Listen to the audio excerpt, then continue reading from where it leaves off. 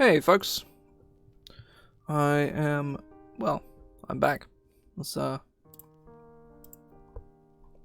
I went to go set up the stream and I'm back having done so. Believe it or not. It's crazy, I know. But that's what I've done. So we're gonna carry on with Paladin stuff. I started this 3-4 weeks ago now. 3-4 streams ago, probably. I think I started this like last week, actually. And I just made a lot of progress in a very short space of time. This is a rework of Paladin, because I hate base Paladin. It is ignoring Ranger, which is the obvious sort of, short end of the stick class, the one that everybody bullies because it's bad. Paladin is by far my least favorite class in the game, for a variety of reasons. Most of them stemming from the base class and how boring their subclasses are. And the aim of that is to fix all of those problems. For example, Lay on Hands is clunky and weird, and very wordy, whereas this is less clunky, still kind of weird, but nowhere near as wordy. Divine Smite encourages a very unhealthy gameplay style, and now does not do that anymore. I made Divine Sense a lot better, because Divine Sense was really bad, and I added something that I wasn't super sure I wanted to do. I rejigged the lower levels as well. As you can see, Divine Sense has gotten at 5th level now. And Divine Smite has gotten at 3rd. Basically, you start with your Sacred Oath at level 1 and get Lay on Hands, then you get your Fighting Style and Spellcasting, then you get your Channel Divinities and Divine Smite, and then at 5th you get Extra Attack, you get Divine Sense, and then everything from there is normal-ish. Your Lay on Hands gets better. It gives you the original use of Lay on Hands, using it as an action. It's now a bonus action with like a limited amount that you can do with it at a time. It's gonna untie my hair. Not sure why I tied it up. Ugh. No.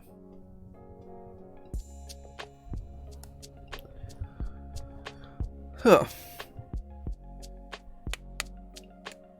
But then we went in on the Oaths and added first level abilities to all of them. For example, Oath of the Ancients has Touch of Regrowth, which when they use Lay on Hands, they can, whenever they restore hit points, they can do it with like Cure Wounds as well. You can choose for that creature.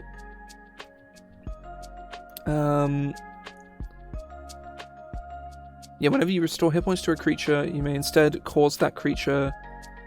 Hang on. Actually, this doesn't take into this feature doesn't take into account how it works when you heal multiple creatures at once.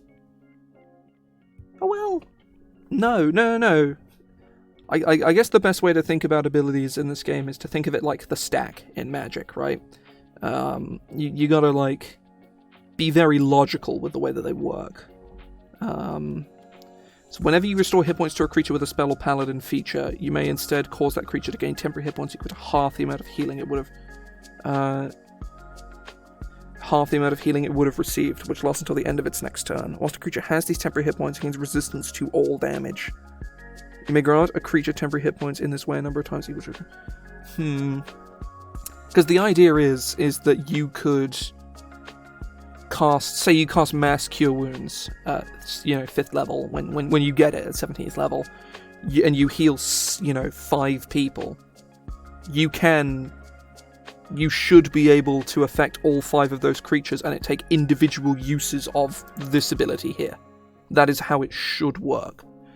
And per any Magic player, this works, is whenever you restore hit points to a creature, you restore hit points to 5 creatures at a time, so this ability triggers 5 times. Though I think, a D&D player who doesn't necessarily play a lot of Magic is maybe not going to infer this, and are going to be confused. Potentially. Not necessarily, but I think it's... Whenever you restore hit points to one or more creatures,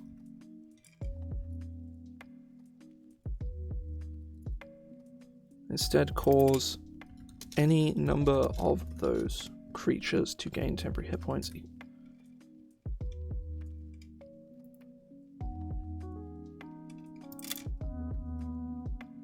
To instead gain temporary hit points equal to half the amount of healing it would have received.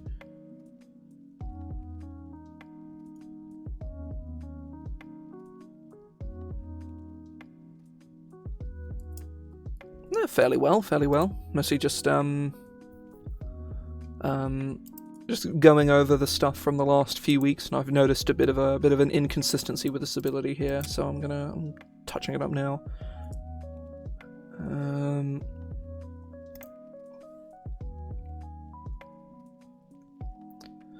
You may cause any number of those creatures to instead gain temporary hit points equal to half the amount of healing it would have received.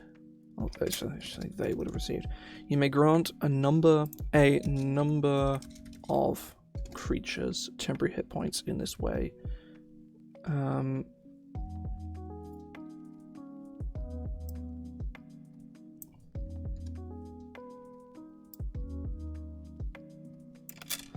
After which you must complete. Is it short? Yeah. You must complete a long rest to do so. Again, right. I think that works. I buffed Nature's Wrath, so it's not fucking awful anymore. Turn the Faithless is fine. Aura of Warding has been nerfed because, good god. Just, oh yeah, if you stand near me, you take half damage from spells. Like, that's maybe a bit much, Mr. Paladin. Can you maybe not do that, please? I moved Undying Sentinel to 11th because just having a free Death Ward is really cool, but it's not, a groundbreaking ability. As an 11th level thing, it's no more powerful than it being a 15th level thing. Whenever you grant a creature temporary hit points with your Touch of Regrowth feature, choose a different creature that you can see within 30 feet of the original target. That creature gains an equal number of temporary hit points, as per... Ooh.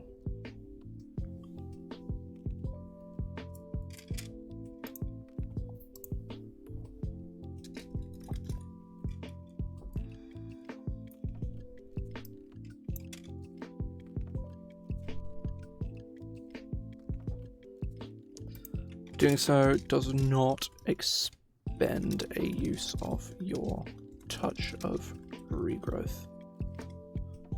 And then Elder Champion is really good, so I didn't change it. Oath of Conquest is much the same. I'm considering ditching these two spells here, but I didn't come up with anything to change it to, because whatever, I can't be asked now. Overpowering Strikes. Whenever you crit, you do extra psychic damage, and they become frightened of you.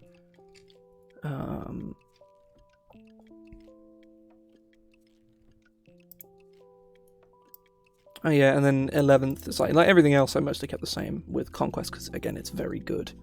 I added creatures within 30 feet that can see you have disadvantage on saves against being frightened, which is pretty neat. Oath of the Crown I mostly just buffed up a bit because it's actually quite good. It's not, it being the worst Paladin Oath. Surprisingly, I'd heard a lot of things about it being the worst one, and I looked and it's like, it's not actually that bad. It's got a lot of clunky abilities. It's just not very good, as opposed to most of the, which one is the worst subclass for this class, and it's just laughably useless, like Beastmaster, and I don't know. I'm trying to think of another good example. Beastmaster's the obvious one that comes to mind. I'm trying to think of another noteworthy one. But either way, Oath of the Crown went in, buffed a lot of their stuff, and then I did Oath of Devotion. It didn't really change a huge amount.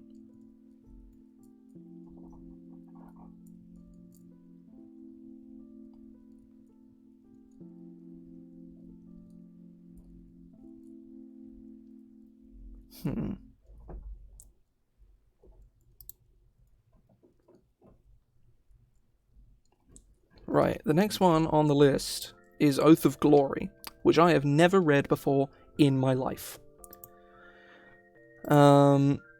So it'll be interesting to see something very new.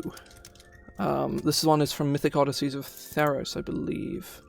And they reprinted it in Tasha's Cauldron of Everything. What are the Tenets of Glory? Let's have a look.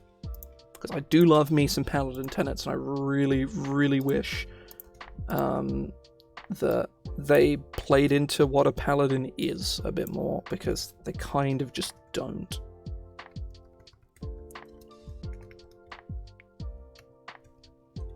I don't like the capitalization here. Challenges but tests, discipline the soul, hone the body. Try to remember glorious deeds, not words. Face hardship with courage and encourage your allies to face them with you. Like raw stone, your body must be, you must marshal the discipline to overcome failings within yourself that threaten to dim the glory of you and your friends. This is cool. These are cool tenets. I like them. They're interesting.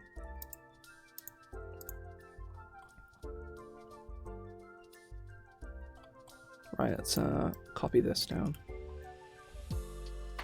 Oh yeah, I say it's from Mythic Odysseys of Theros. That's the like I know Theros well enough to know exactly what this Paladin is about. I just don't know what any of their abilities do. They get Guiding Bolt, which is whatever. It's not great. They get Heroism though, which is all right. It's not a bad spell. Enhanced ability and magic weapon. Nothing particularly exciting there.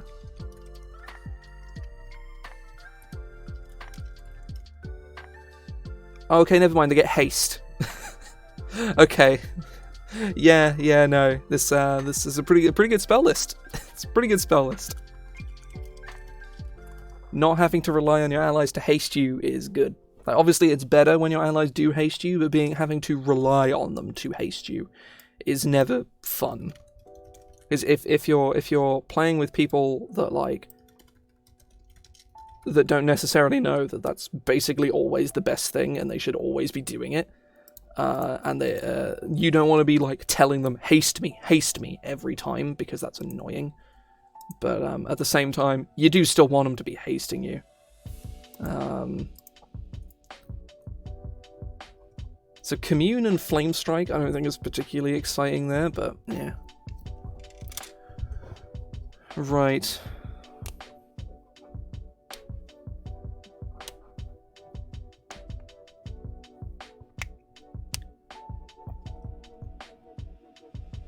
The channel divinities seem pretty bad.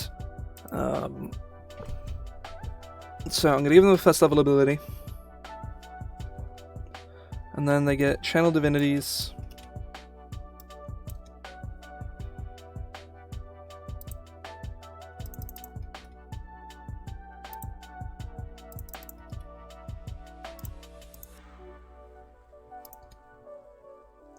So you get Peerless Athlete and Inspiring Smite. These are not alphabetized correctly. Wizards of the Coast, can you please alphabetize your abilities properly? Immediately after you deal damage to a creature with your Divine Smite feature. Immediately after you just use your Divine Smite feature, use your Channel Divinity as a bonus action. I don't think you need this bonus action. You use your Channel Divinity and distribute temporary hit points to creatures of your choice in 30 feet of you. You don't need that stipulation. Don't instill the idea that reminder text is great, but when the rest of the game does not include reminder text, it's reminder text, but it's not specified as reminder text. It's specified as rules text, which implies a ruling that doesn't exist. Because if they say which can include you, it implies that these kinds of abilities don't include you.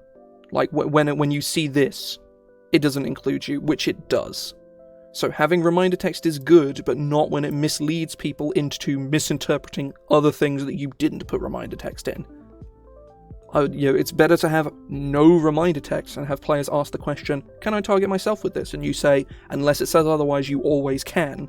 You teach them something instead of mislead them with incorrect, with misleading rules text, which a lot of the newer D&D books do a very, very bad job of just filling them with misleading rules text. Like, they explain how the ability works just fine, but they convince you that things work in the way other things unrelated to that ability work in the way that they don't, which is very annoying.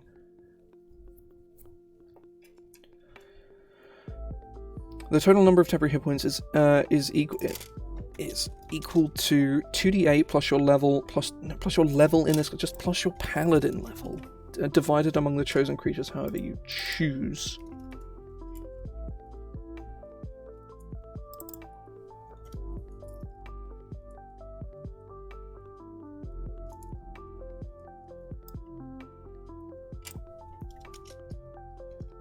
Among any number of creatures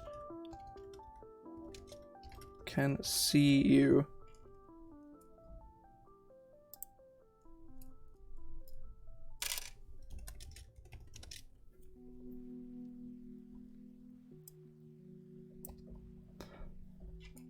Peerless athlete. For the next 10 minutes, you have advantage on strength, athletics, and dexterity acrobatics checks. You can carry, push, drag, and lift twice as much weight as normal, and the distance of your long and high jumps increases by 10 feet. And, even this reminder text here, where it's in brackets. Well, actually, no. I suppose this. No, this doesn't even need to be here because it doesn't. You don't need to specify that as normal. Like, that isn't how that works. This is niche, you know. Like, Inspiring Smite is at least pretty good. Like, it's not particularly good, but like, it's okay. Also, why would you ever use this in combat? Oh well, I suppose you kind of have to, actually.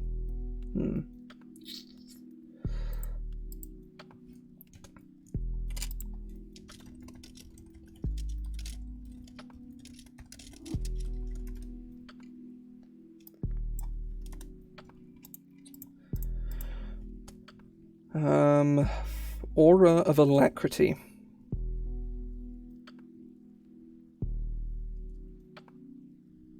Oh, this is actually really cool.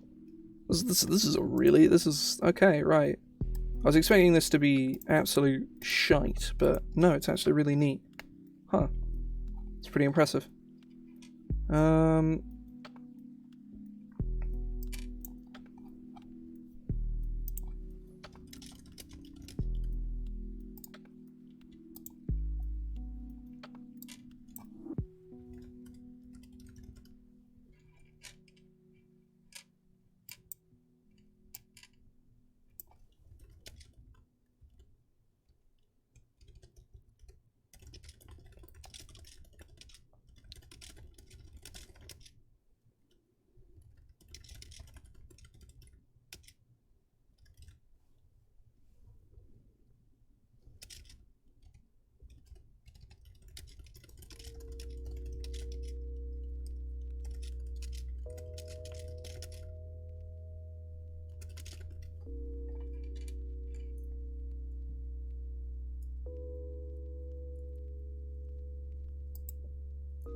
Oh, it's specifically their walking speed, so I guess I'll...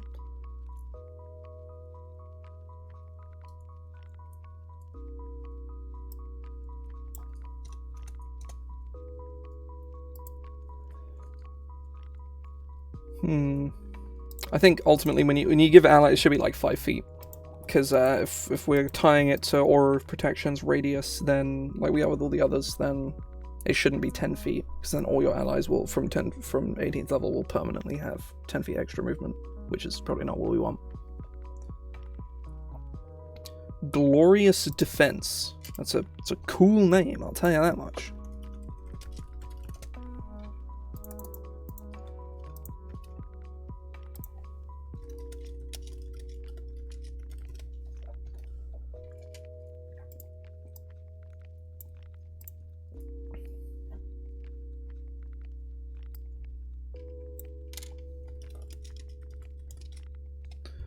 Then 10 feet of you is hit by an attack roll and use your reaction to grant a bonus to the target's potential.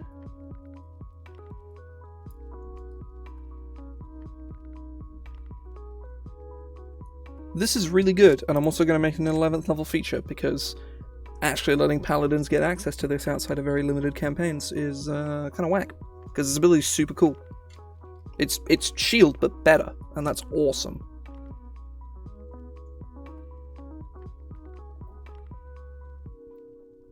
Plus, being a ranged Paladin, or realistically, being a polearm Paladin with Oath of Glory seems pretty sick.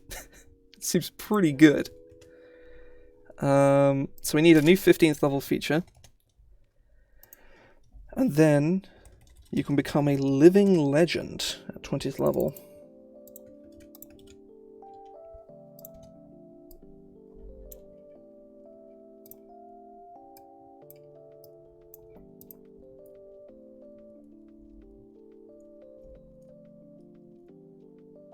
Yeah, this is fine.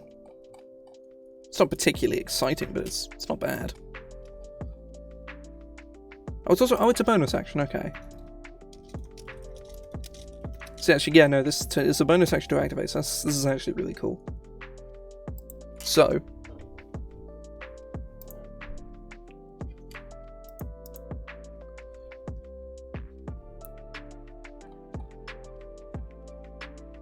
Yeah, this is cool. I like Oath of Glory. It's not like the most exciting thing on the planet, but it is neat.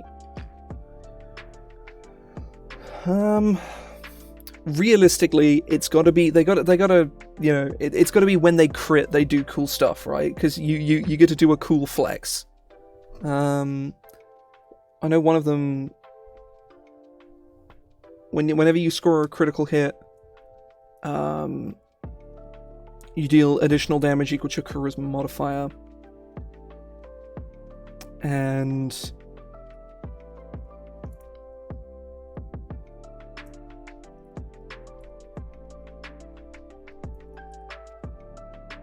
oh, I know.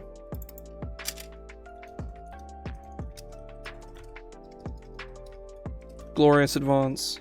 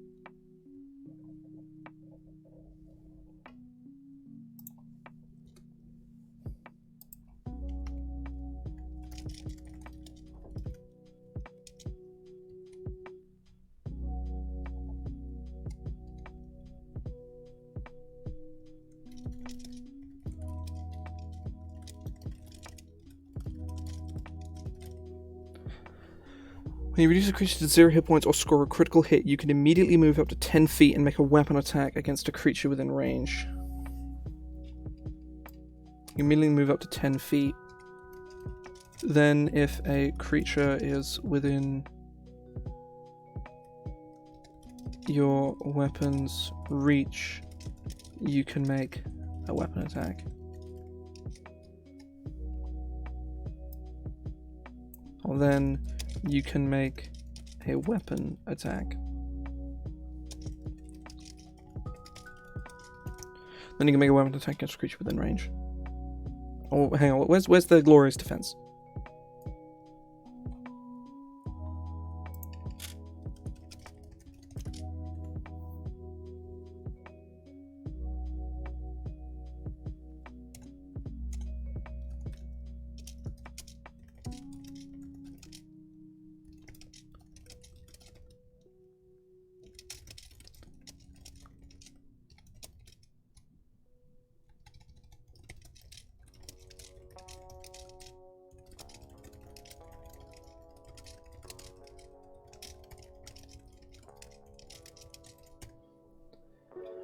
You may use this feature only once each turn, and only a number of times equal to your charisma modifier, after which you must complete a long rest to do so again.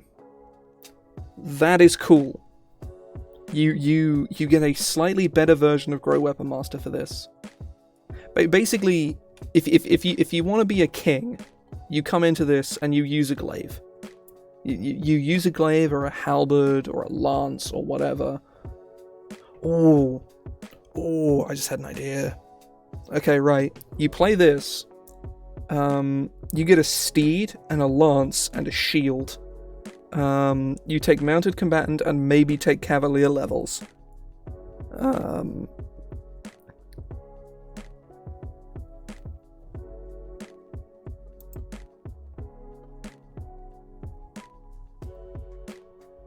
Ooh. Yeah, this is spicy. This is a very spicy ability. You take Grey Weapon Master, you take the whole. Well, I suppose at that point you can't take Grey Weapon Master and also one-handed lance, so that, you know, that's a bit of a shame. But like, whatever. Like, this is still cool as hell. Yeah, that's really awesome. Now we need a 15th level ability. Now my thought is making Glorious Advance better, which is already amazing. So I think it would be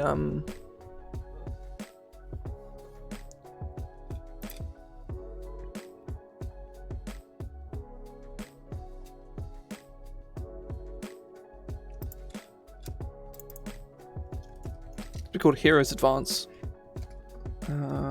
By the time you reach 15th level.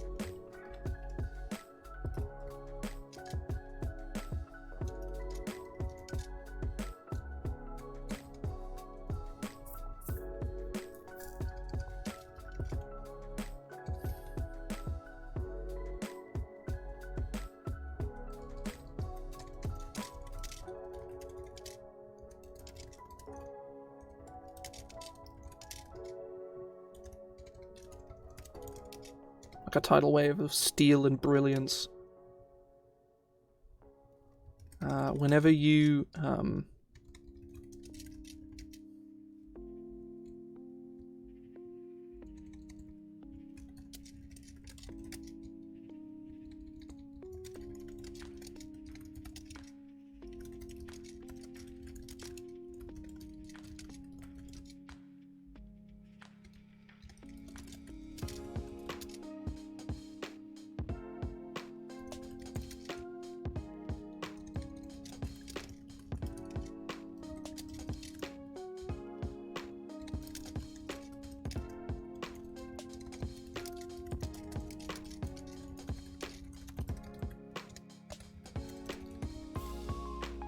additionally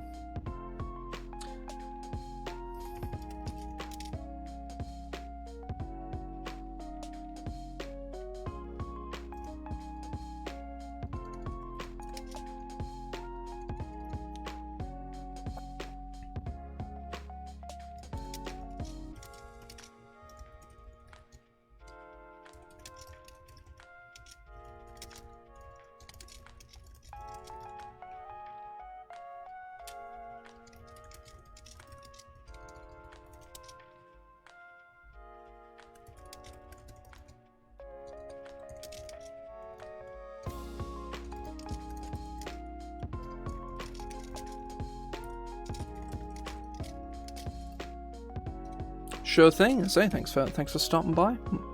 So do enjoy your game. I say I do this more or less every week. I'm doing it tomorrow as well. Tomorrow 5 p.m. GMT is GMT. Yeah, it's GMT. But yeah, thanks for sticking around. Feature whenever you roll initiative. Yeah. That'll do it. That's cool. I like what we've done with Oath of Glory. It's cool. I like it a lot. What is next on the list? Oathbreaker. Okay.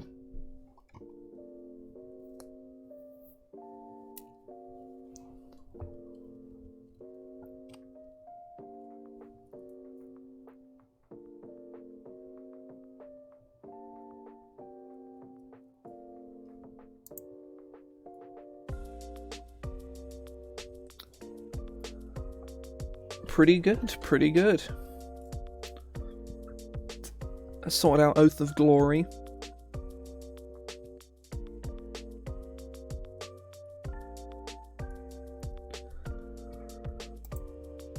I might save Oathbreaker for later.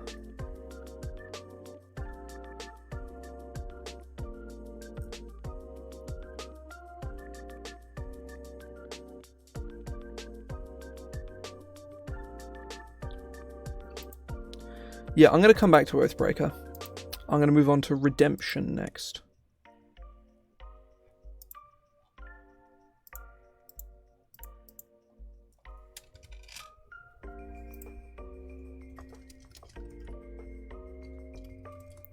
I've only ever really read Oath of Redemption like once. It is cool, but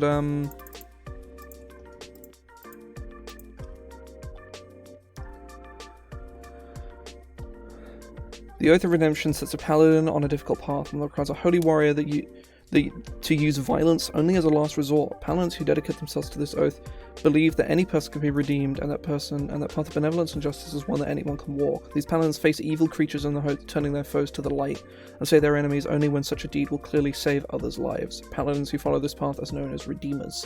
While Redeemers are idealists, they are no fools. Redeemers know that undead, demons, devils, and other supernatural threats can be inherently evil. Against such foes, Paladins who swear this oath bring the full wrath of their weapons and spells to bear. The Redeemers still pray that one day, even creatures of wickedness will invite their own redemption. That's some sick-ass flavor text. Good shit. And also their tenets are long as hell. Oh my god. This is certainly the most out there of all the Paladin oaths, that much I know. Look how much text is here. Most of the other ones are like 2 sentences tops, and this, like, wisdom and patience and innocence all get like a fucking paragraph. Most of them are no longer than peace here. Like, this is like the maximum length of basically all the others, and then this is the shortest one that Redemption gets. All the others are like a whole ass paragraph. Violence is a weapon of last resort. Diplomacy and understanding are the paths to long-lasting peace. All people begin life in an innocent state, and it is their environment or the influence of dark forces that drives them to evil. By setting the proper example and working to heal the wounds of a deeply flawed world, you can set anyone on a righteous path. This is cool. I want to see, like, you know, under the assumption that, you know, your world follows the general D&D, you know, Forgotten Realms kind of lore setting, which a lot of people don't do anymore because they don't like it, which is fair enough. I would love to see, like, an Orc Paladin of Redemption, or a Drow Paladin of Redemption or something. Do kind of like the Dritz Do'Urden storyline, except less edgy and more, like, actually really kind of cool. You know, Dritz is like, oh, I hate the Drow because they're evil. And then there's this dude like, nah, the Drow aren't evil, it's just Lolth is evil. And she's making them all evil. So I'm going to make them not evil and let them see, I don't know, Isla Strai or whatever is probably the prime example of a Drow goddess who's not super evil, and is also the best one. Isla Strai is fucking awesome. Patience. Change takes time. Those who have walked the path of wickedness must be given reminders to keep them honest and true. Once you've planted the seed of righteousness in a creature, you must work day after day to allow that seed to survive and flourish. That's cool. Wisdom. Your heart and mind must stay clear, for eventually you will be forced to admit defeat. While every creature can be redeemed, some are so far along the path of evil that you have no choice but to end their lives for the greater good. Any such action must be carefully weighed and the consequences fully understood, but once you have made the decision, followed through with knowing your path is just. Having a Redemption Paladin that actually follows their tenets in your party could be hell, but realistically, if you're playing a Redemption Paladin in a party of players you can't necessarily trust, then it is kind of on you for not, you know, making it clear to everybody that you're playing a Redemption Paladin, and they either need to, you know, like, if you're making a Redemption Paladin in a party where that's clearly not gonna go well, then that is on you. But at the same time, this does feel like a trap pick for new players. But who knows? Calm emotions, hold person. I get counterspell. That's really cool. I get hypnotic pattern.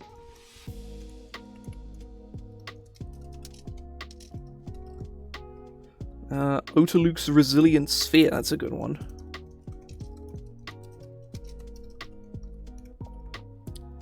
and Stone Skin. Hold Monster and Wall of Force.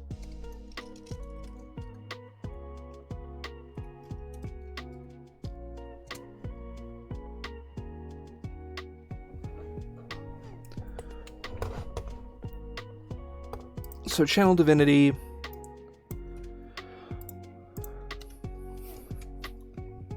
You can get Emissary of Peace and Rebuke the Violent.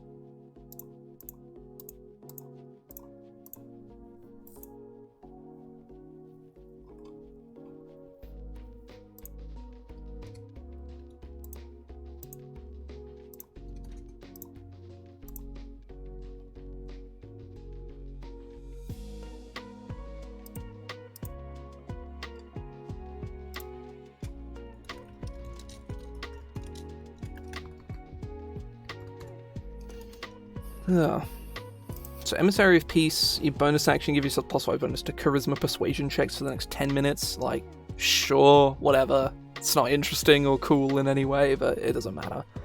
Immediately after an attacker within 30 feet of you deals damage after a creature, just a creature then, within 30 feet deals damage with an attack. Deals damage with an attack against a creature other than you. You can use your action to force the attack to make a wisdom saving throw on a fail save. The attack saves radiant damage equal to the damage it just dealt. Oh wow, okay. That's... yeah, that's... Now this is very good. And also very cool. I think it's sort of the more relevant thing there. So I have a feeling there's a different path, Livy, that Bonnie could have taken, where she would have taken this oath. It seems in flavour, but I think ultimately Oath of the Ancients is a lot more in flavour, given what it does. And the path that she has taken. Aura of the Guardian.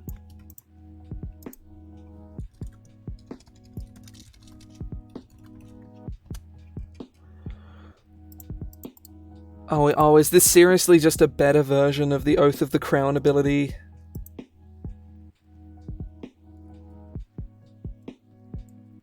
Yeah, it's the same one.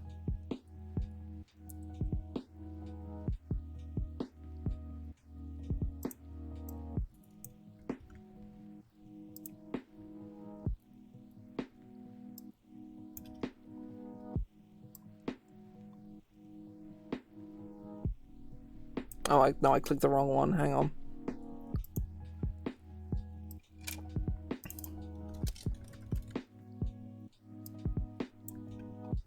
They get the exact same ability. That really sucks. I mean, it makes sense for both of them to get it, so it's not too big of a deal. But even so, that's really disappointing. Like, Oath of the Crown gets, like, Warding Bond. They get, like, a whole bunch of stuff.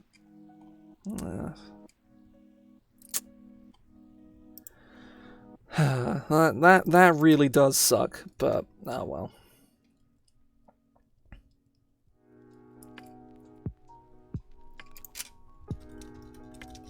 Protective Spirit. You regain hit points equal to 1d6 plus half your paladin level if you end your turn in combat with fewer than half your hit points remaining and you aren't incapacitated. That's insane. Holy shit. This ability is nuts.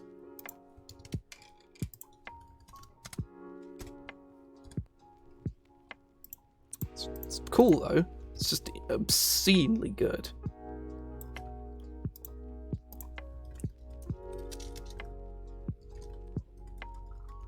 Emissary of Redemption.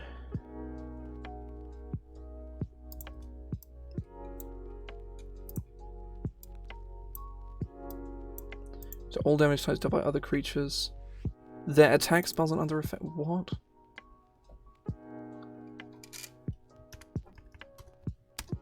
Why would you need that as reminder text? What?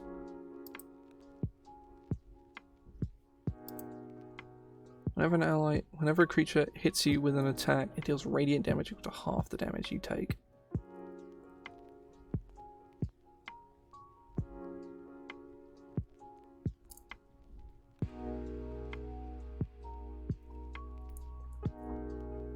Oh, you gain this permanent. If you attack a creature... No, the benefit works against that creature until you finish. Okay, right. So if you sit around and specifically be a support paladin... Okay.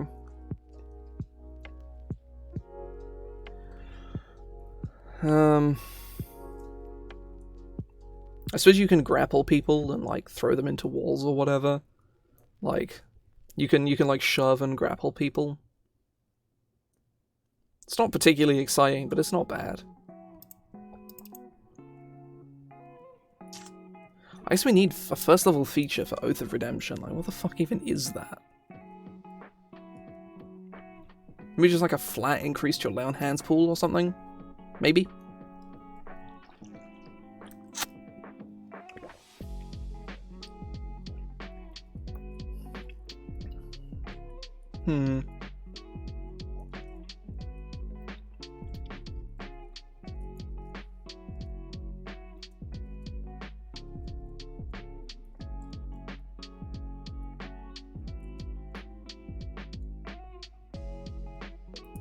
Yeah, actually, hang on. Yeah.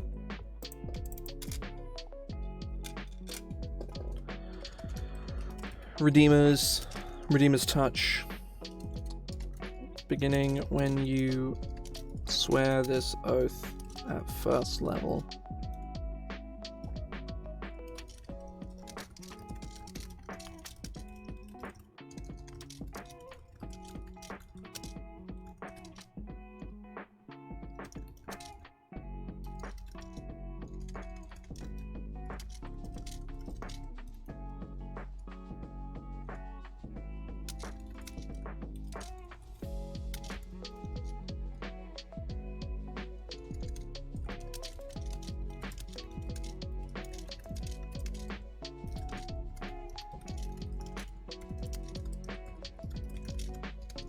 Called your Redeemer's Pool.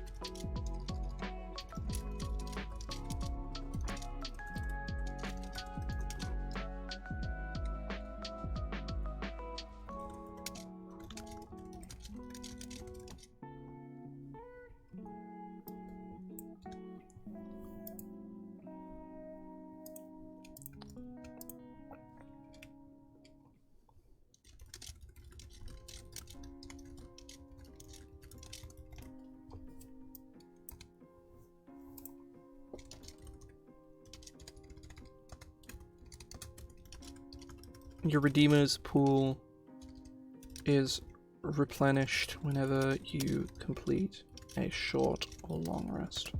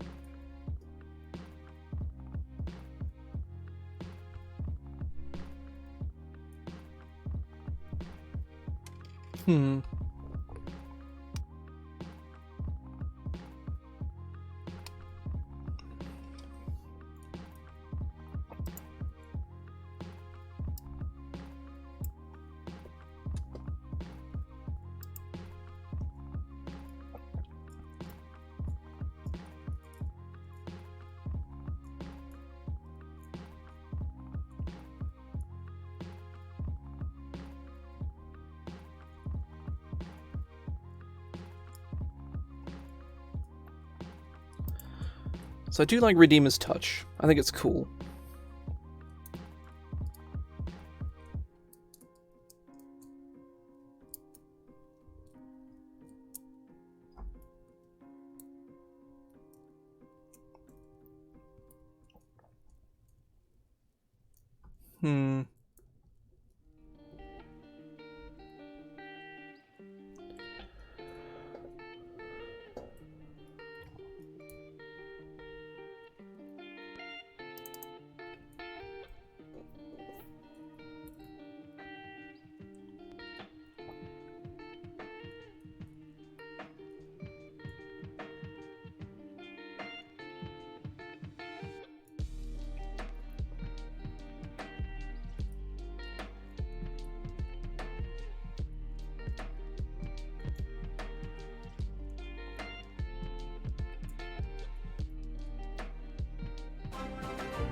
Oh shit. Thank you very much for the raid, Katie. Very cash money of you. Thank you very much. Greetings, everyone. I'm working on a Paladin rework for 5th edition. I'm trying to do a promo. I don't do promos. This is mostly what I do. I do this or play some video games occasionally. Very nice, very nice. Thank you very much. Hang on. I'll say it didn't this time. I've turned the sound down. I've turned the sound down considerably. But yeah, say I'm a writer and an editor for a lot of D&D stuff. So I write things like this pretty frequently. This is a common occurrence for me. And I tend to do a decent amount of it on stream because content, I guess. I don't know. I did do it on stream. I don't think I turned it down enough though. But yeah, so I'll slap some links in or what have you. Hang on. Yeah, so it scared the shit out of me last week. There's my Twitter. And this is my my product list for the DM's Guild. If you play D&D, there may be something on here that strikes your fancy. Some of it is on sale at the moment, or I think the archive is. I'm gonna go check and see if the archive is still on sale. I'm pretty sure it is though. I never know how the DM's Guild sales actually work. It is still on sale for about 40. Yeah, it's like it's been dropped from like $8 to like $5 ish. It's got an ass load of spells in it. It's getting updated very soon. I did most of it on stream a couple months ago. Couple weeks ago, realistically. I think it was probably finished it Wednesday the 24th, maybe. I don't know, maybe it was the week before. I don't remember. But yeah, say, I'm working on one of the Paladin oaths at the moment. Or attempting to, anyway. Fiddling around with an 11th level feature. Absolutely no clue what I'm going to do with it, is the question. I'll sit on it for another couple of minutes, and if I can't come up with anything of interest, I might leave it and come back to it another time, or sit down with Joe or something over some point next week or the week after.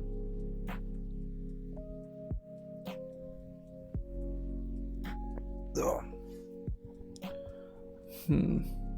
I say thanks for stopping in. See ya.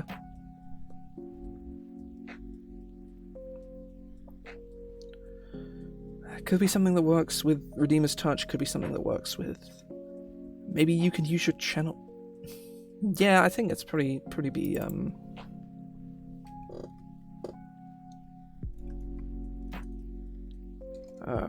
Redeemer's Divinity. When you reach 11th level, you can call upon the Redeemer's power more frequently. You can use your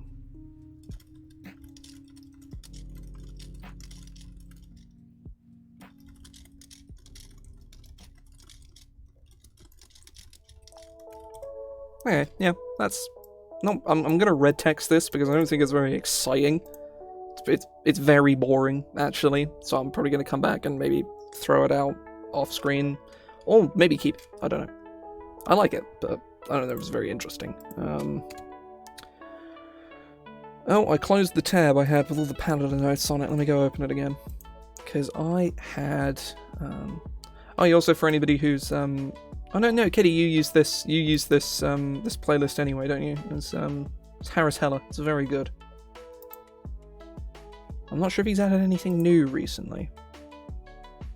No, nothing since September. Which is a shame. All this stuff is very good.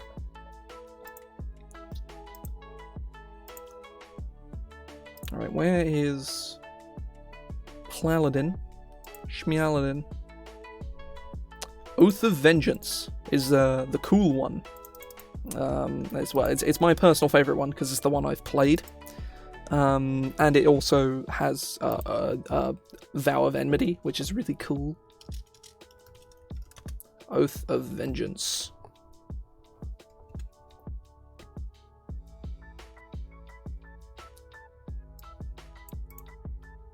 So yeah, these are the paladins that are like, any means necessary, I'll kill a guy.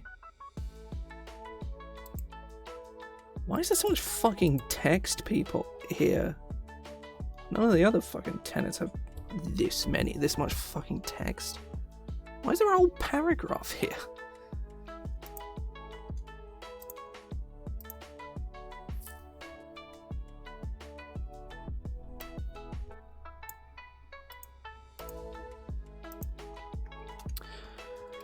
So, for anyone who isn't necessarily in the know, more or less a paladin within the games is somebody who has taken an oath to do something. And that gives them magic powers. Usually to a god, but not necessarily.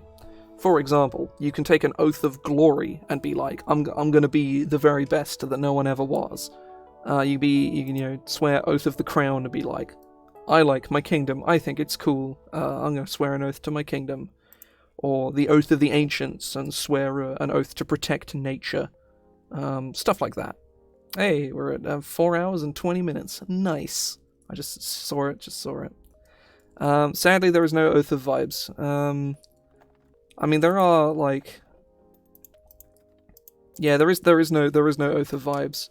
I guess Oath of Redemption is probably the closest thing, because Oath of Redemption's like, yeah, everyone, let's live together in harmony, or whatever. Oath of Redemption is Oath of 60s hippies, I guess. Yeah, Oath of Vengeance is the edgy one, and it is my favorite. Not on a mechanical basis. On a mechanical basis, it's really boring. It's really boring. I don't give a shit about it. But it can create some of the more interesting characters. They also get Hunter's Mark, which is pretty sweet, actually. They get Hold Person, which is very good. Misty Step, which is maybe even better. Well, it's not even maybe. Misty Step's one of the best spells in the game. They also get Haste and Protection from Energy. So, yeah. Banishment. And Dimension Door. Hold Monster and Scrying.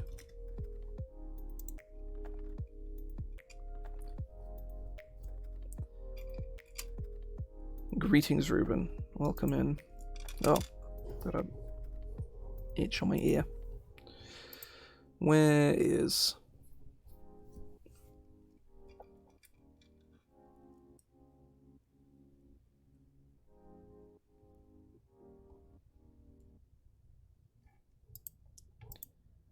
Now,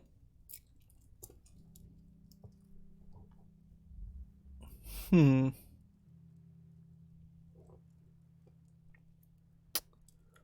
not sure if this is too spicy of a thing to do.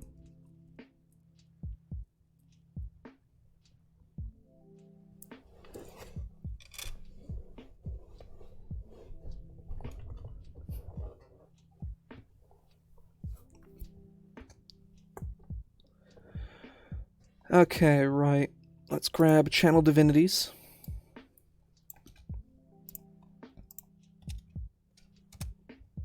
So, Channel Divinity, Abjure Enemy, I think is not particularly good.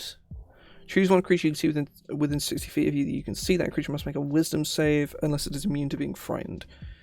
Fiends and undead have disadvantage on this saving throw. On a failed save, the creature is frightened for 1 minute or until it takes any damage. While frightened, the creature's speed is 0 and it can't benefit from any bonus to its speed. On such save, the creature takes half for 1 minute or until the creature takes any damage.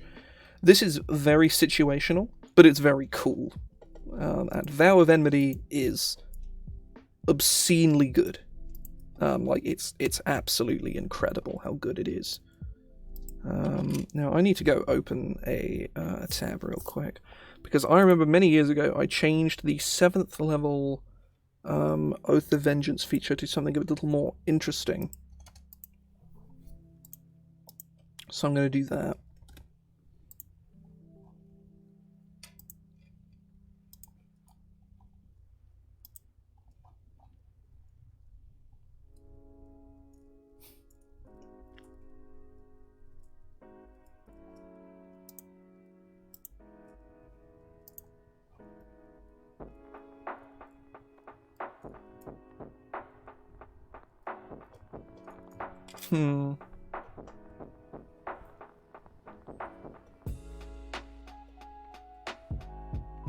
Sure thing, Kay. Sure thing.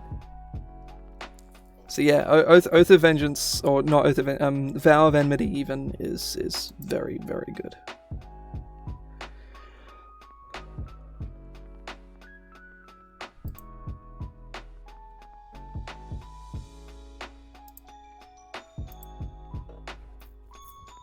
So there was the Aura of Aversion.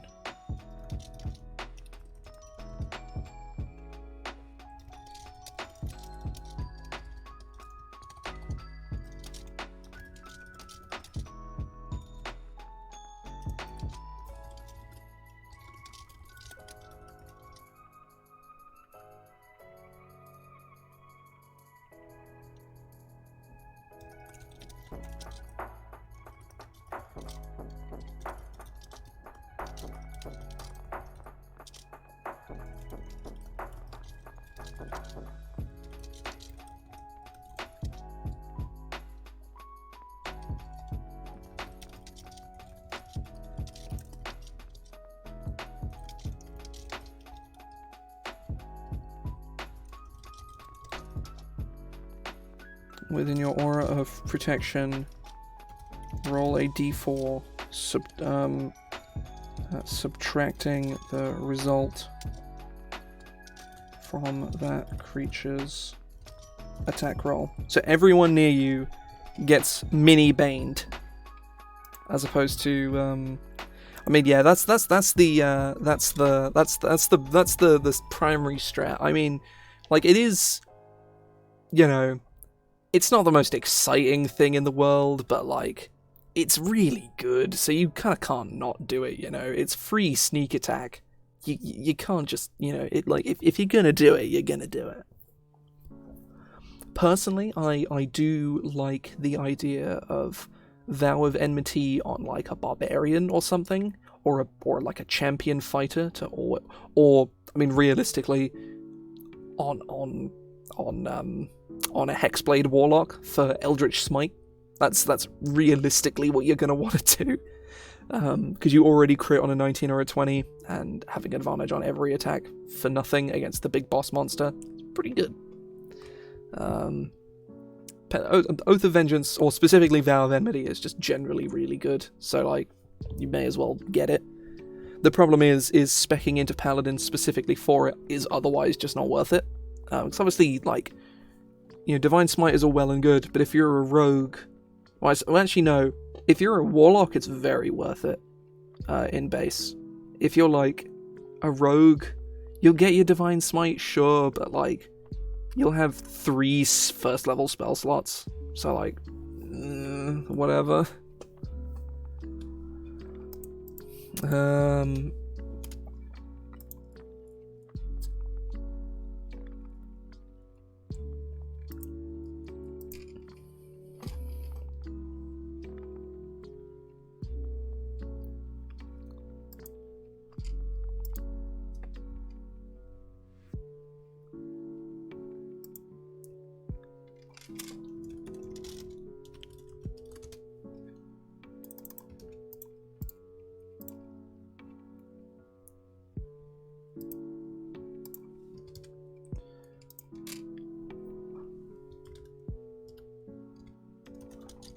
Let me just define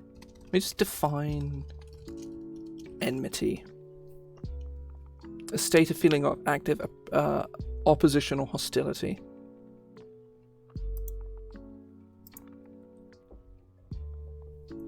Enmity abound. Beginning at 11th level.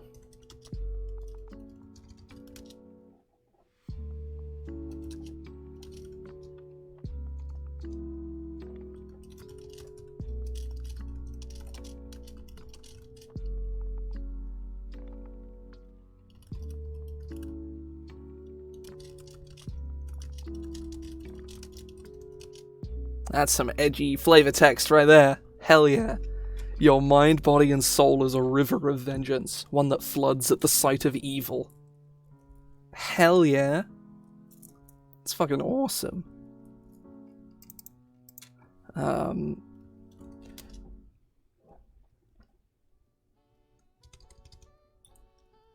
Whenever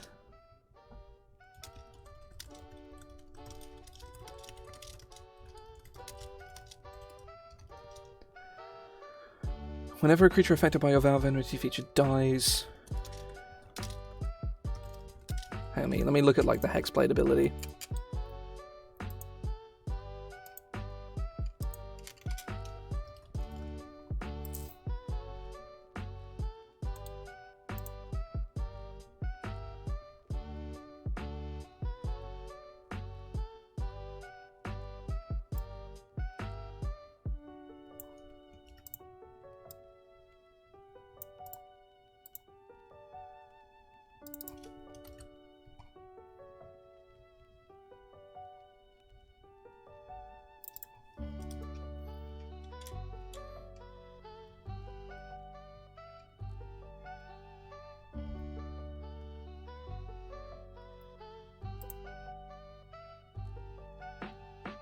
I like that. That's cool.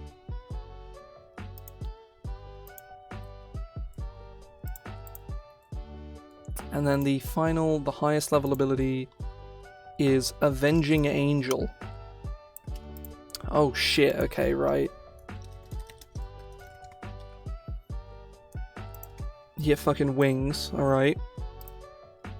This is very edgy. It's pretty cool though.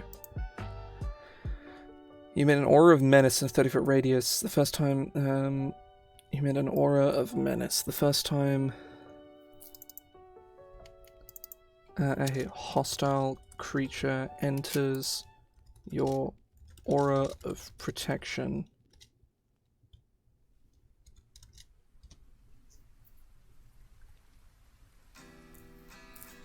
Or starts its turn there during a battle.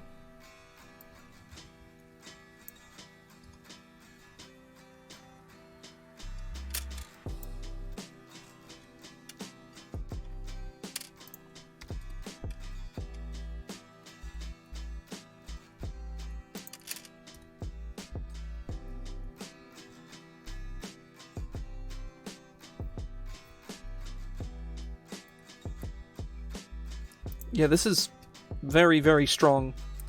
Now, I already have a first level feature in mind, and it's very funny because it's called Lay on Brands. It's a funny joke.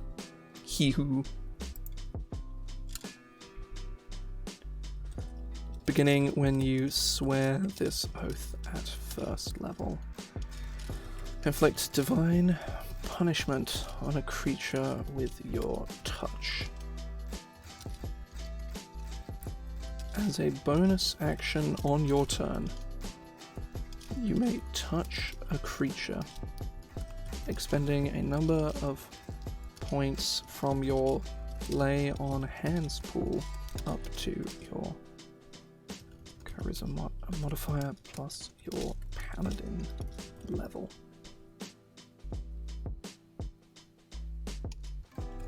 Okay, melee.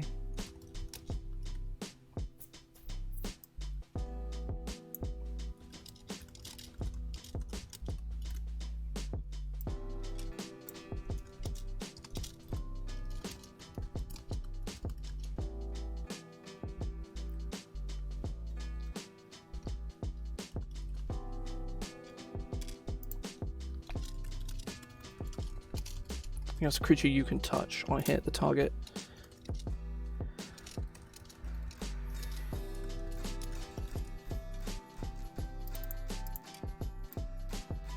Takes radiant damage equal to the points expended from the pool. That's really good. It's a bonus action. So you run up to a dude, you swing your greatsword at him twice, and then you grab him by the arm or whatever, and then zip him for... Well, you're level 1, so you can start with like 4 damage or whatever. That's most of your lay on hands pool gone when you do that though. Like at level 1, this ability is kind of yeah, but at later levels, it's very good. It's like at level 1, this ability is not great, but the higher levels, it's very good. Once you get to like 10th level, you can do this basically every turn. At fairly minimal cost at that. Become a true like DPS god, which will be very good fun. Also works very well with Paladin Rogue multiclass as well. Because if you have advantage on your attacks, why would you ever hide? It's good stuff. And the final subclass in base, outside of Oathbreaker, which we sort of skimmed over for now, it'll probably be the last thing I look at today before I head out. I'll just see in the meantime, actually. Is there anyone to raid? There's Fate. Yeah, we can raid him if he's still going then. Why not? So I played some, Oh, thank you very much for the bits, Livy. Well, that is a... I do not like that Twitch emote. I'm not a fan of that. The final one is Oath of the Watcher. Oath of the Watchers. Oath of the Watchers binds paladins to protect mortal realms from the predations of extraplanar creatures, many of which can lay waste to mortal soldiers. Thus, the Watchers hone their mind, spirits, and bodies to be ultimate weapons against such threats. So basically,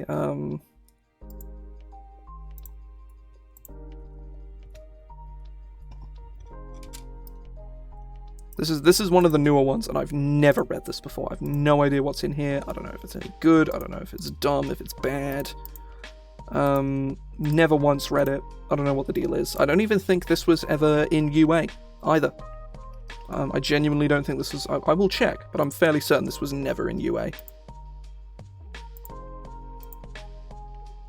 Watchers was in UA, apparently. Apparently it was.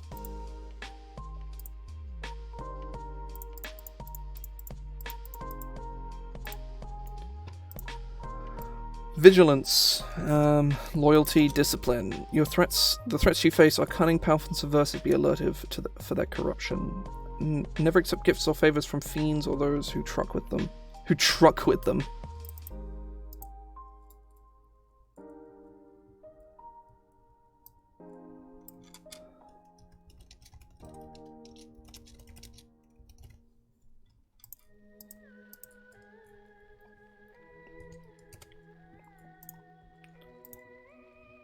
You get some very boring spells at low levels.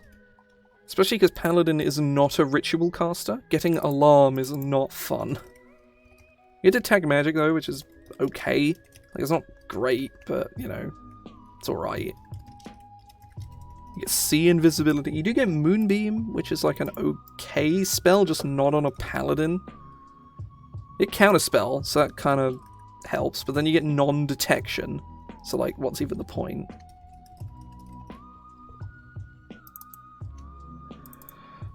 Aura of Purity, which is an awful spell. Right, we're gonna red text this.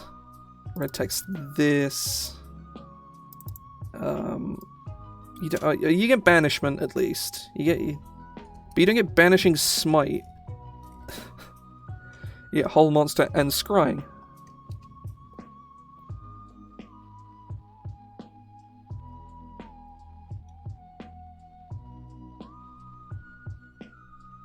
Oh, wow. Okay. You get like the best possible version of Turn Undead.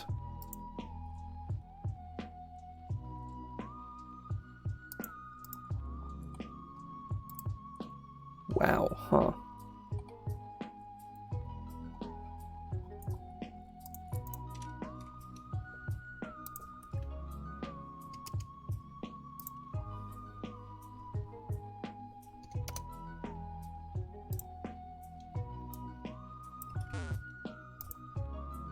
Well, thank you very much for the bits, Katie. Very cash money of you. Thank you. Right. So you get Abjure. I'm going to call it Abjure the Otherworldly, because Abjure the Extraplanar is very boring. But yeah, you get Turn Undead, but for all extraplanar beings. So Aberrations, Celestials, Elementals, Fae, and Fiends. And then you get Watcher's Will as well, which is... I don't know what that is. I don't know what it does.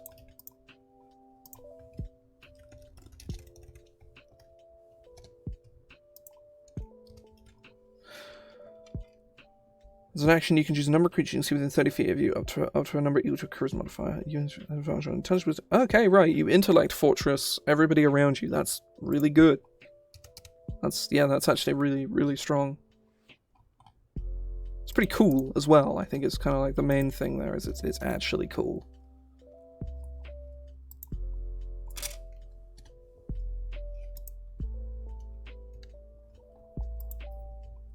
Order of the Sentinel.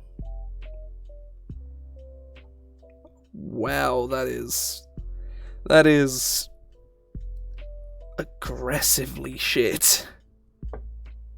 Creatures within 10 feet of you gain a bonus to initiative equal to your charisma, no, equal to your proficiency bonus.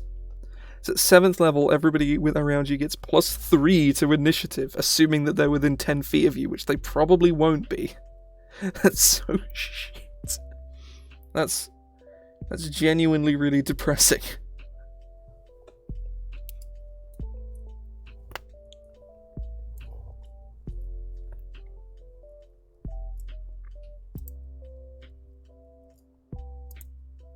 I have a better way of representing this ability, though.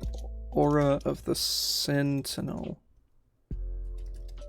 When you reach 7th level...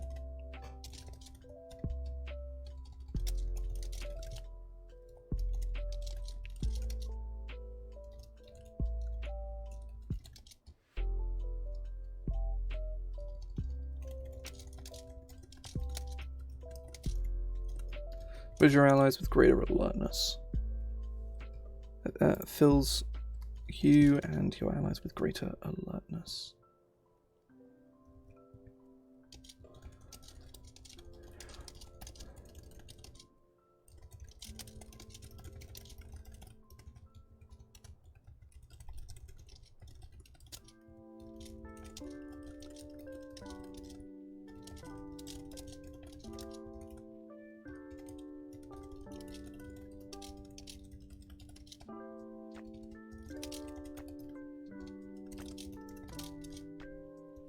Increase its place in the initiative order by 1.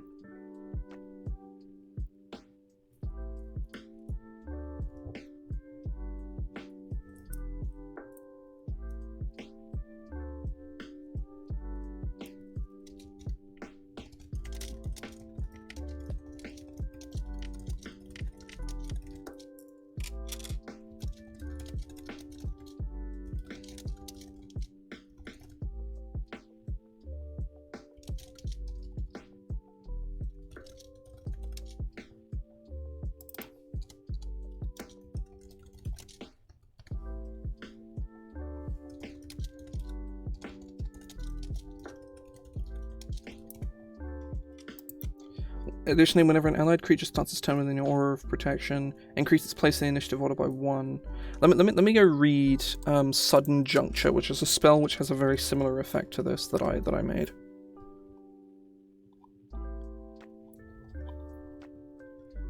Trying to find it now.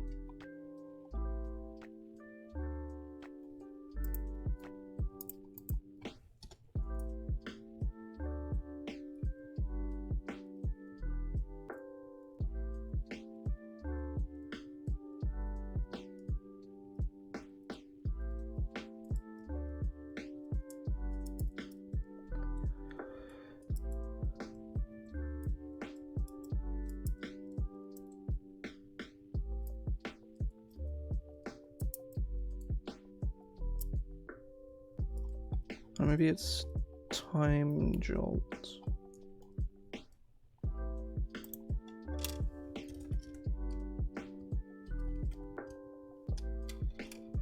It would cause another creature to gain an additional effect as part of the same round. This creature does not get an additional turn. Oh, that creature does not get. Yeah, yeah. I think that works. That works nice. It's a bit clunky, but it kind of works. So I'm going to stick with it.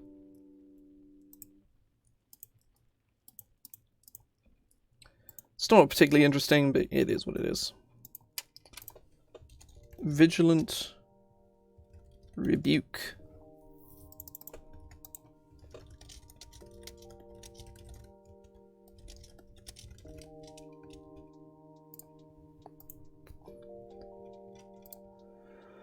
Beguilements against you or your wards. Whenever you are a creature you see within 30 feet of you, you can use reaction. The creature that forced the saving throw. This is like an 11th level ability. This is nothing particularly special. So 15th. Mortal Bulwark.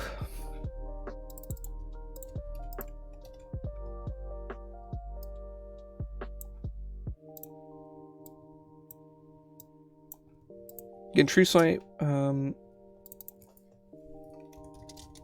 to a range of 120 feet, advantage on attack rolls against aberrations such as anyone's Fae and Fiends. Whenever you hit a creature with an attack roll and deal damage to it, you can also force to make a charisma save on a failed save. The creatures magically benefit.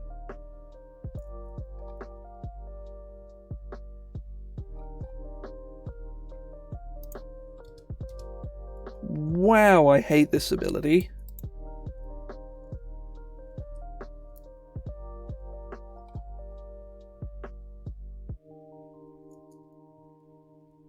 Okay, right, if it succeeds its save, it doesn't go back. Okay. Or you can't affect it again. Right, that's not so bad. I don't like it still, but because it is just a free burn the opponent's legendary resistance, but it's not the end of the world.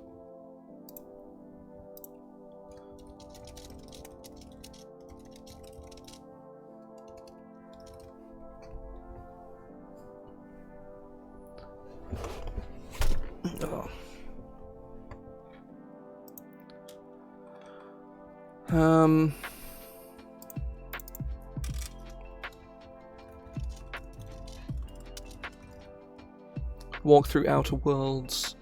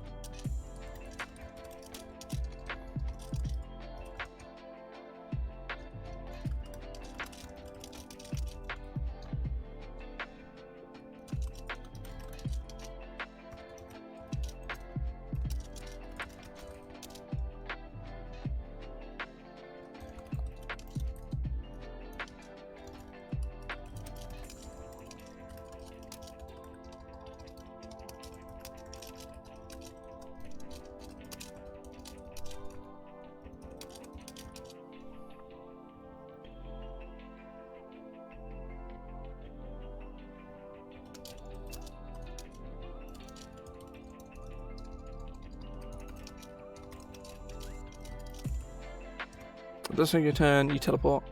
You can teleport to an object space within up to 15 feet to an object space that you can see.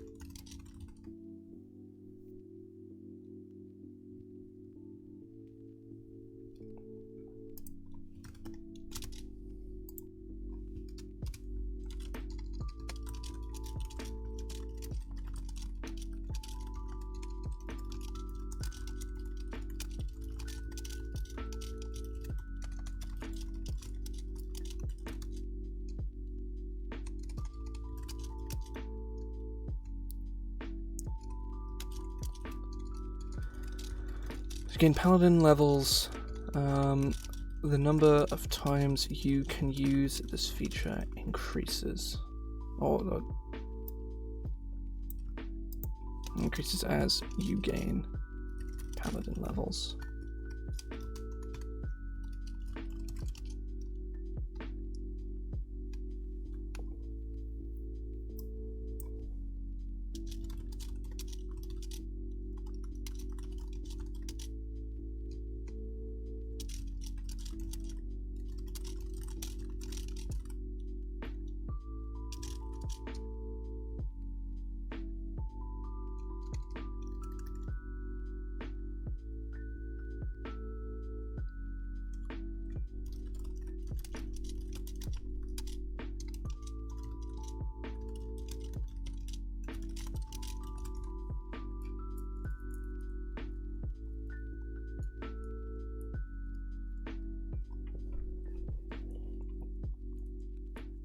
So 1, 2, 3, 4, 5, 6.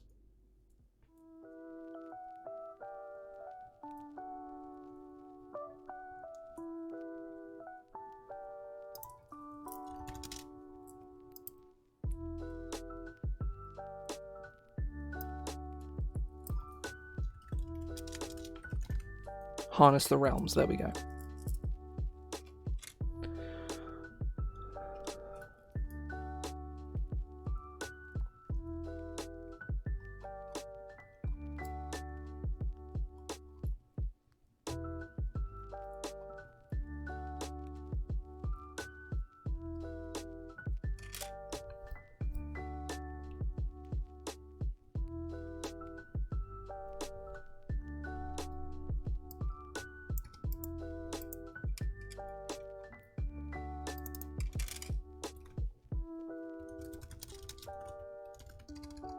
Wield the realms.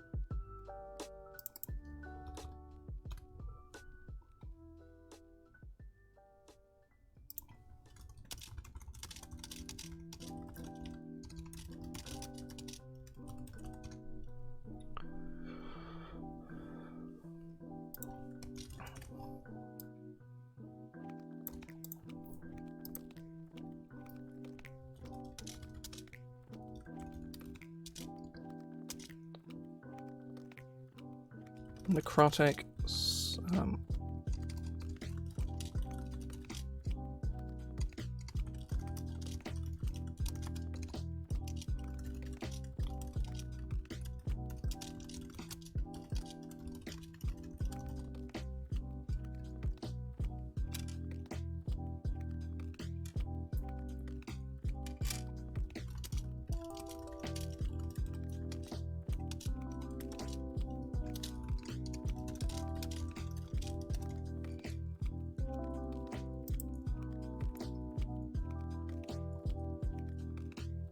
I think that I like that. That's cool. I think this is very interesting. I still don't think this subclass as a whole is particularly exciting, but it's not actively very boring either. It's certainly my least favorite of all of them, I think. This kind of feels like Horizon Walker, just without all the cool shit. And I think I've tried to add some cool shit with Harness the Realms. This ability is probably horribly overtuned, but then again, at level 1, you can only use it once. Once you've used it once, you're done. You can't use it again, so I think it's probably okay.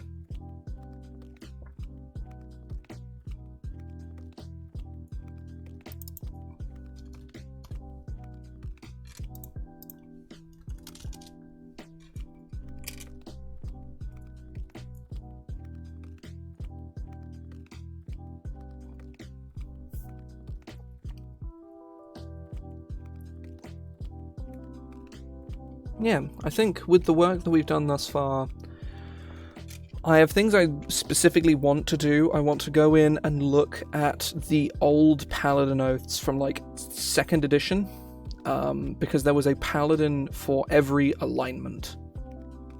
I'll say no. I'll be finishing off in a minute anyway. But let's say thank you very much for sticking around, Livy.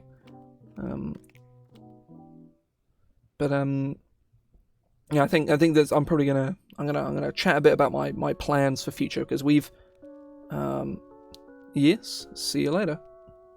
I say I'm going to be attempting to go through and find a lot of those paladins and potentially do some interesting things with them. There are some UA paladins I want to take a look at. I'm going to go find them real quick. I don't remember which ones they are.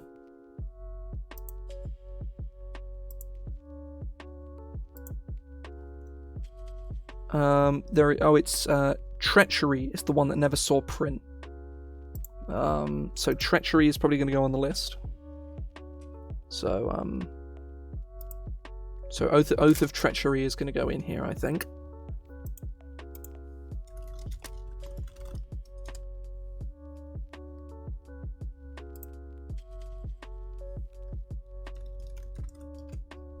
Because I did like Oath of Treachery, it was very cool.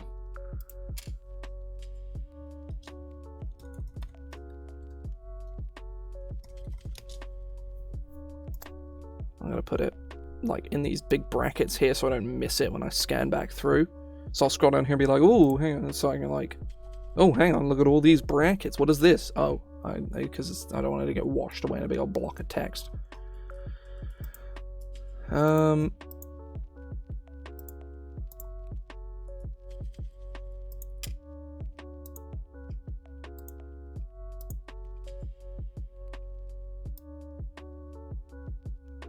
My list is refusing to show me one.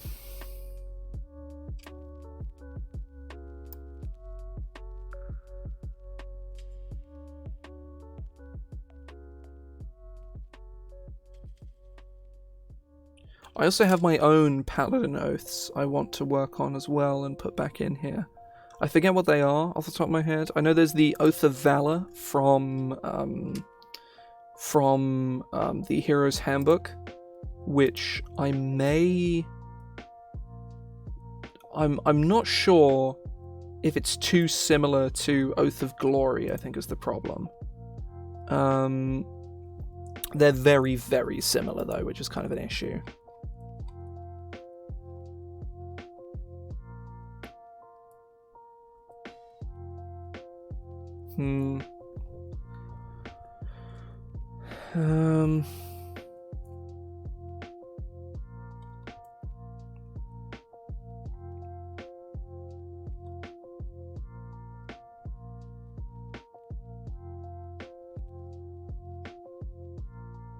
Yeah, the Oath of Valor.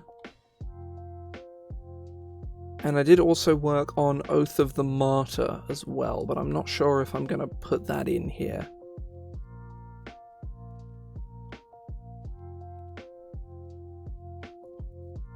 Yeah. But Oath of Valor will be going in. No, that can conveniently also go right here, drawing of even further attention.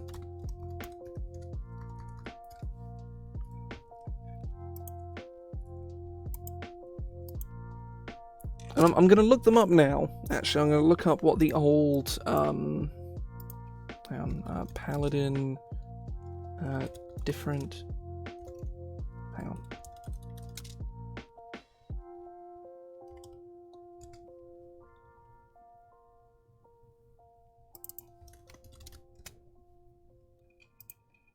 Blackguard, maybe?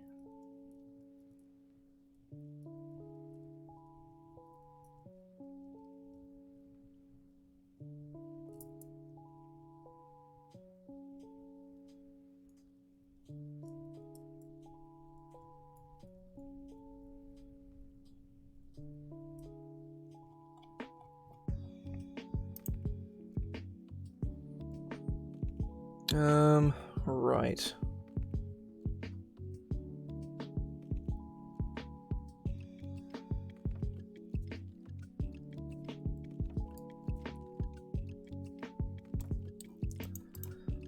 Yeah, let's go to Paladin. I'm looking on 1d4chan because that usually has a fair amount of useful, like, historical information. Whilst, like, ignoring...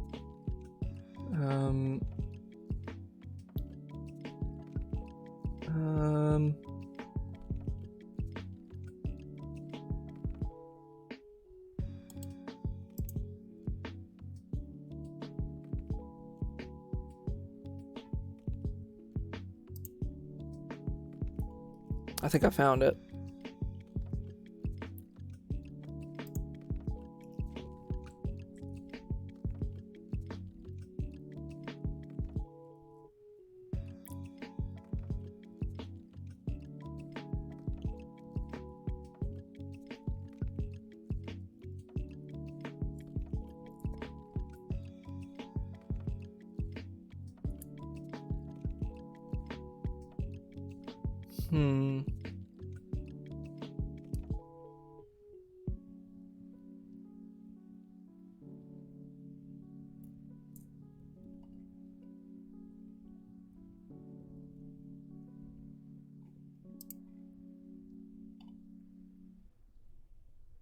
I have to look into it. There is, I think there's a Colville video where he goes into it, and I'm going to have to go and find it, because he very specifically goes into an edition of the game where there was like a Dragon magazine, where there were 9 fighters. Hang on, Dragon magazine 8. Oh, no, fighters, paladins. I'm looking for like an archive or something.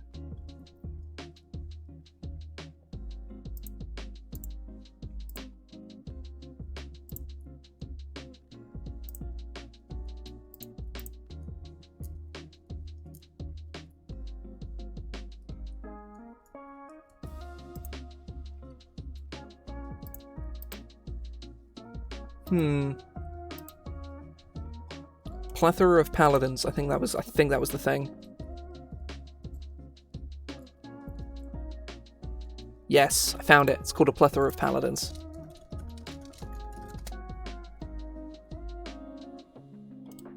Oh, somebody's made a GM binder thing, so I mean it's probably good for 5e.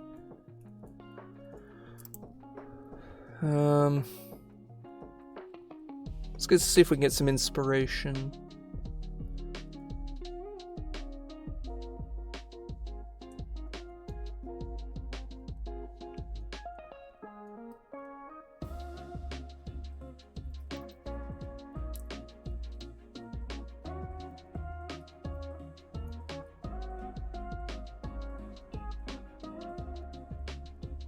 Some kind of like rebellion themed thing. I'm gonna go find like the actual original, like...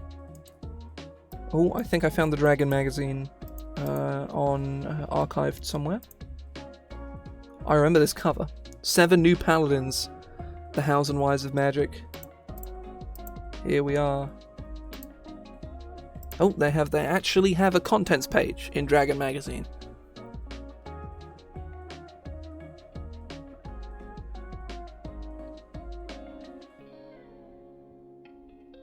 Page 45. This is a 100-page magazine.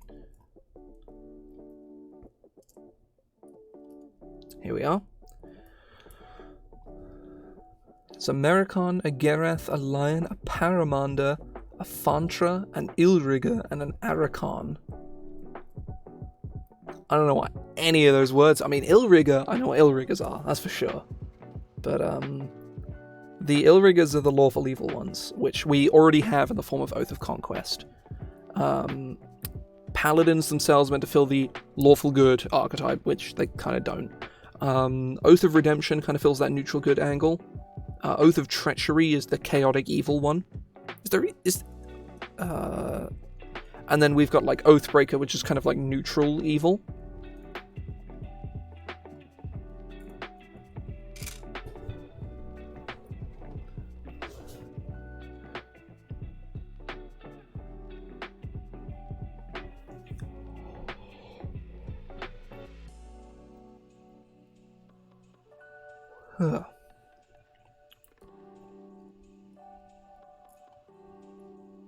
I don't know, I'll probably look into this some more in my own time, but I want to add some more Paladin oaths.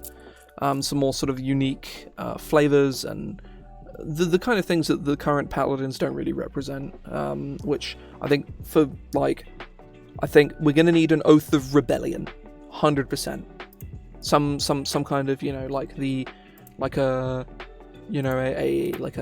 guerrilla warfare champion, that kind of like Che Guevara kind of thing, just, less 1970s, and also Che Guevara's kind of a horrible person. He just looks really cool, so we kind of give him a pass.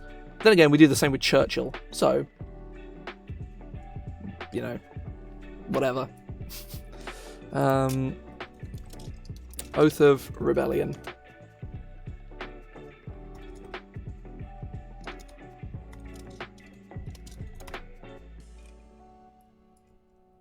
So, Oath of Rebellion, 100% that's going to be made.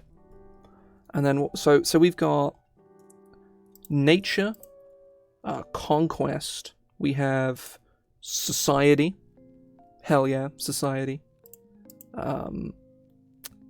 like, generic Paladin stuff, Glory, which is, like, being a hero, or not even that, just kind of like, great deeds and accomplishments. Redemption, which is exactly what it says on the tin. Treachery. Valor is all about being a hero. That's kind of like your thing. Is heroism. Vengeance and sort of otherworldly shenanigans is what the Oath of the Watchers is. So I might look at Mercer's the Oath that Ford has and reflavor that a little bit. I think it's Way of the Open Sea, Oath of the Open Sea. Yeah, it is. Yeah.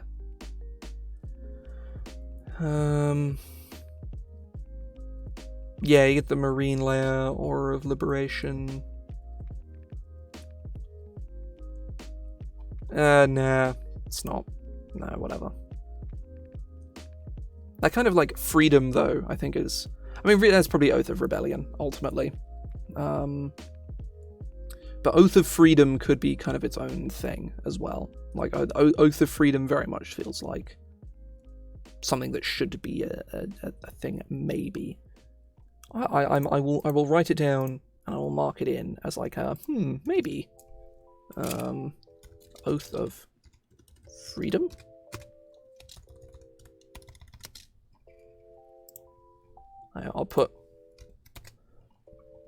I'll blanket it in question marks, like a am I gonna do this?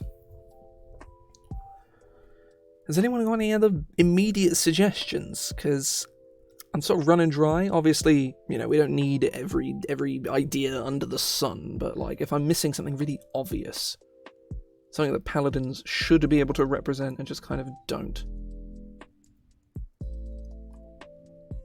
But I think realistically, I'll have another scan through, and if I don't immediately come up with something, I will step away for now and end the stream and think about it over the course of the next day or so. Because basically tomorrow what I'm going to be doing is converting Oath of Treachery and Oath of Valor, building up an Oath of Rebellion, and then, like other, and that'll probably be what I do tomorrow. And potentially Oath of Freedom as well, but I have a feeling Oath of Rebellion and Oath of Freedom will end up, one will dwarf the other. I may end up calling it Oath of Freedom, just sort of, yeah, I think actually Oath of Rebellion can go, and we can just call it Oath of Freedom. I think that's probably a more, so, Rebellion, I'll just put Rebellion there. So we got sort of heroism, glory, redemption, conquest. We have sort of the three evil ones. We have, I suppose, Oathbreaker needs to go on here as well. Like Oathbreaker could just go at the end, ultimately.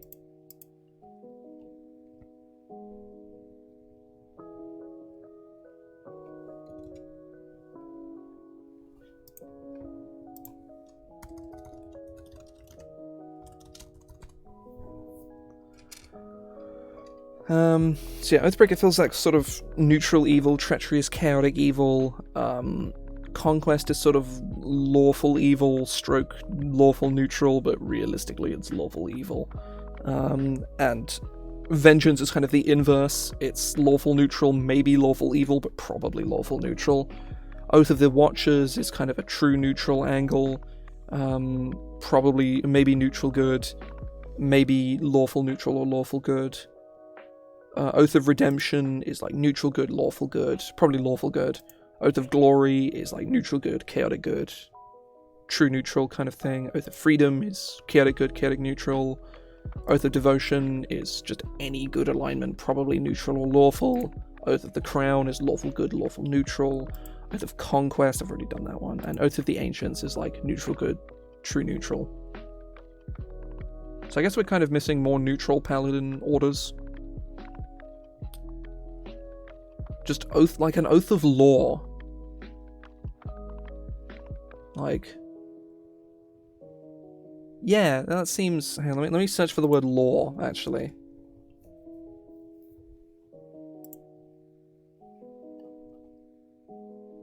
Oh no, that's kind of already Oath of Crown. No. So yeah, I'm gonna pivot away for now, and I'm gonna see if I can raid anybody. Let me just refresh my thing and make sure there is actually somebody to raid. Let's go to webcam view. Bada bing, bada boom, it's me. Oh no, Fate stopped streaming, so we probably won't raid anybody. That's fine. But yeah, I'm gonna head off now. Because I've got some work I need to do this evening, and because I've been doing this all afternoon. I've been going for over 5 hours now, so I'm going to stop. But yeah, hope folks have enjoyed themselves. If you want to follow, do so, or don't, doesn't matter. You can look at some of my stuff, which I think there's... You can go further up, and there are links in the chat. Now, I'll just put them in here, whatever. There's a Twitter. There's a link to all my stuff. You can go look at them if you want. I ain't gonna fucking make you. I'm not in control of your life. You can do whatever the hell you want. I'll be back tomorrow at 5 p.m. GMT to look at this some more. That's more or less what I'm gonna be doing over the next little while. But yeah, hope folks have enjoyed themselves. I'm gonna head off now. See ya.